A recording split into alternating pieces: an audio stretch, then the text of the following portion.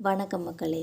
இன்றைக்கி நம்ம இந்த வீடியோவில் 2 மகன்கள் ஆதரவாளர்கள்னு சொல்லி 5 சீட்டு மட்டும் போதும், தேர்தலில் போட்டியிடலன்னு சொல்லி பின்வாங்குகிற ஓபிஎஸ் அவர்கள் எடப்பாடி மற்றும் டிடிவி தினகரனுக்கு எதிராக போட்ட ஸ்கெட்சு. இதை பற்றி இந்த வீடியோவில் நம்ம விரிவான ஒரு தொகுப்பாக பார்க்கலாம் வாங்க. முன்னாள் முதல்வரான ஓபிஎஸ் அவர்கள் அதிமுகவில் திரும்பவும் தனக்கான ஒரு இடம் கிடைச்சிரும்னு சொல்லி ஒரு நம்பிக்கையிலே இருந்து வந்திருந்தாங்க. ஆனால் கடைசி வரைக்குமே அவருக்கு ஏமாற்றம் தான் மிஞ்சியது. இதனால் தன்னோட அடுத்த கட்ட நகர்வை ஓபிஎஸ் அவர்கள் ரொம்ப ரகசியமாக செஞ்சு வந்துட்டுருக்காங்க. இந்த தகவல் தெரிஞ்ச டெல்லி பாஜகவை சேர்ந்தவங்கெல்லாம் ஓபிஎஸ் அவர்கள்கிட்ட தினமும் ஃபோனில் பேசி வந்துட்டுருக்காங்க என்பது குறிப்பிடத்தக்கது. நீங்கள் வேறு கட்சிக்கு போக வேணான்னு சொல்லி கோரிக்கை வச்ச வண்ணம் இருக்கிறாங்கன்னு சொல்லி தகவல்கள் கிடைச்சிருக்கு. ஆனால் ஓபிஎஸ் அவர்கள் அவர்களோட பேச்சை காது கொடுத்து கேட்பது போல் நடித்து வந்துட்டுருக்காங்க. உண்மை என்னென்னா, 2026 சட்டமன்ற தேர்தலில் அதிமுக ஜெயிக்கக்கூடாது, எடப்பாடி பழனிசாமி அவர்கள் திரும்பவும் அதிகாரத்துக்கு வரக்கூடாதுங்கிறதுல ஓபிஎஸ் அவர்கள் ரொம்ப தீவிரமாக இருக்காங்கன்னே தெரியுது. அதற்கான வேலையை திரைமறைவில் செஞ்சு வந்துட்டுருக்காங்க என்பது குறிப்பிடத்தக்கது. எடப்பாடி பழனிசாமிக்கு எதிராக இருக்கிற அரசியல் கட்சியில் சேருவதற்கான வேலையும் நடந்து வந்துட்டு தான் இருக்குது. அடுத்த வாரம் ஓபிஎஸ் அவர்கள் முக்கிய முடிவை அறிவிக்க இருக்கிறாங்கன்னு தகவல்கள் கிடைச்சிருக்கு.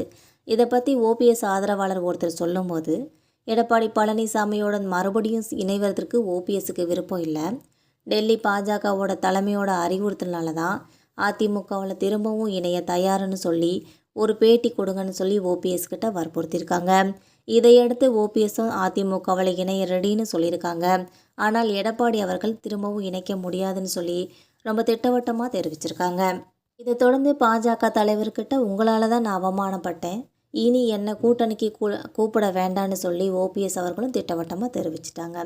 இதை தொடர்ந்து அதிமுகவுக்கு எதிராக வியூகம் அமைக்கிற வேலையில் தான் ரொம்ப தீவிரமாக செயல்பட்டு வந்துட்டுருக்காங்க ஓபிஎஸ் அவர்கள். எடப்பாடிக்கு எதிராக இருக்கிற கட்சியில் இணைவதற்காக முடிவு செஞ்சுருக்காங்க ஓபிஎஸ் அவர்கள். அதாவது மூத்த மகனுக்கு தேனி மாவட்டம் போடியும், இளைய மகனுக்கு ராமநாதபுரம் மாவட்டம் திருவாடனை மற்றும் ஆதரவாளர்கள் திருச்சியை சேர்ந்த முன்னாள் அமைச்சர் வெல்லமண்டி நடராஜன், ஐயப்பன் உள்ளிட்ட 5 பேருக்கும் சீட்டு கொடுத்தால் போதும்ன்ற மனநிலைக்கு ஓபிஎஸ் அவர்கள் இப்போ வந்துட்டாங்கன்னே சொல்லலாம். முக்கியமாக வர தேர்தலில் போட்டியிடுவது இல்லைன்ற ஒரு முடிவுக்கு வந்துட்டாங்கன்னே சொல்லலாம். சட்டமன்ற தேர்தலில் அதிமுக வகுக்கிற வியூகங்கள்லாம் என்னங்கிறது ஓபிஎஸ்க்கு நல்லாவே தெரியுங்கிறதுனால அந்த வியூகத்தை உடைக்கிற வேலையை ஓபிஎஸ் அவர்கள் இப்போ செஞ்சுக்கிட்டு இருக்காங்க. அரசியல் ரீதியாக நிறைய நெருக்கடிகளை சந்தித்து வந்துட்டுருக்க ஓபிஎஸ் அவர்கள் சமீபத்தில் தன்னோட சொத்துக்களெல்லாம் 2 மகன்களுக்கும் பிரித்து கொடுத்துட்டாங்க. இதனால் தனி கட்சி ஆரம்பிக்கிற எண்ணமும் ஓபிஎஸ் கிட்ட இல்லை. எடப்பாடி பழனிசாமி அவர்கள் திரும்பவும் அதிகாரத்துக்கு வந்தால் அரசியல் ரீதியாக ஓபிஎஸ்க்கு ஒரு பெரும் பின்னடைவு ஏற்படும்னே சொல்லலாம்.